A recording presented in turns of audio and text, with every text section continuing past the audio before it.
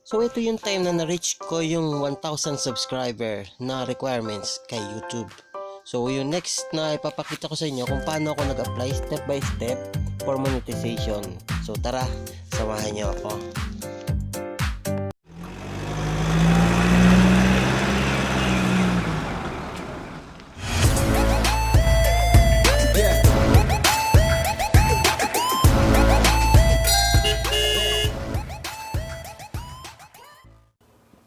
So yun mga kabiyahero, dito tayo. So yan, na-reach ko na yung goal na watch hour. So today is July 7, 11 p.m. So nag-check ako kaninang umaga, hindi pa nare-reach. So ngayon nag-update na siya.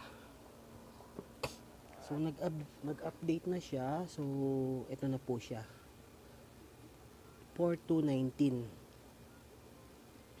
So yan, samahan niyo ako at i-click natin yung apply. So yun, napunta na ako sa step 1. So review partner program terms. So i-click ko yung start, step 1. Ayan siya, yan na yung lumabas. So sabi nila, yung mga napanood kong tutorial, pwedeng basahin, pwedeng hindi. So ang gagawin ko na lang, i-screenshot ko siya para later on pwede ko siyang basahin.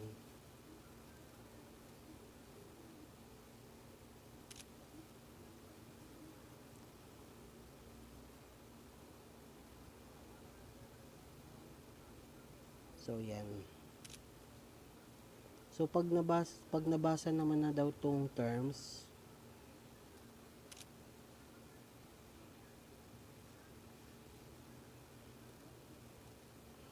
pag nabasa na accept the YouTube partner program terms, hindi ko alam kung i-click tong email updates, announcement, personalized tips, help grow channel.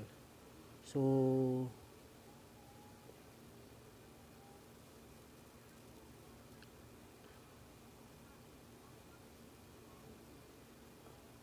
kailangan i-accept tong dalawa.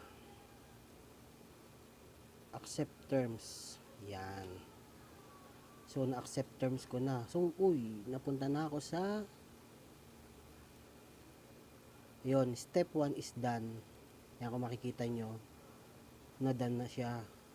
So punta na ako sa step 2. Sign up for Google AdSense. Create a new AdSense account. An existing one channel. You need AdSense account monetize to get paid. So yan guys, step 2 na ako. I-click ko yung start. Do you have existing Google account? Do you need an AdSense account? Start my. Yes, I have existing. I don't know. I don't have existing. So click ko yung I don't have. Pag click ko ng I don't have, lumabas na yung ayan.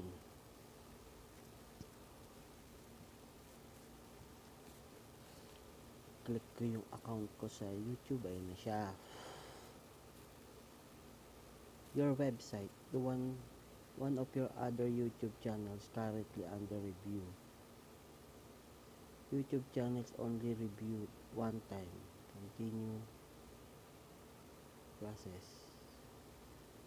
Continued process. Kasi naklik ko na siya kanina.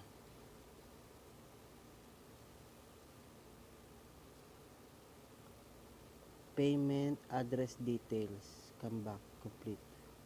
So, go to AdSense.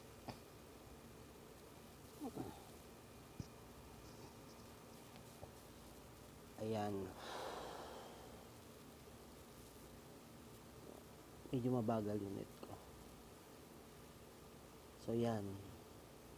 So, dito, based do sa napanood kong tutorial, so, kailangan daw itong palitan ng real name.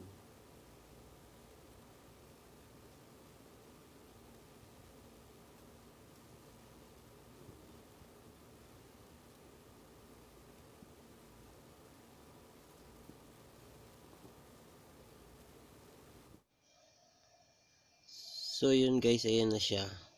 So pag napila pa na natin yung name tsaka address, so ang next natin dyan yung location. Make sure yung zip code tsaka yung ano province ma-indicate natin. So yun, select natin yung province natin kung saan yung permanent address. Yun yung nilagay ko. Huwag kalimutan yung paglagay ng postal code. So ayan. So after ma-fill up yung step 2, click submit. After step 2, ito yung nire-review na ni YouTube yung ating channel. So antayin natin yung email. May instances na 3 days, 2 days, may umaabot din ng a weeks. So eto na siya pagka-email sa akin. So yun, kinabukasan 6 AM nag-check ako ng email ko. Yun, nakita ko nga may email sa akin si YouTube. So yun, nakita ko na approve na raw ako.